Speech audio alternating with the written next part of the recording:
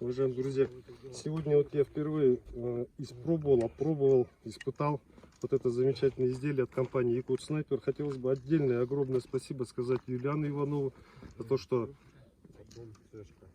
каждому человеку индивидуальный подход осуществляет и умеет выслушать, умеет, самое главное, услышать то, что нужно нам в конечном результате. Вот здесь отдельно хотел заострить внимание на самом прикладе.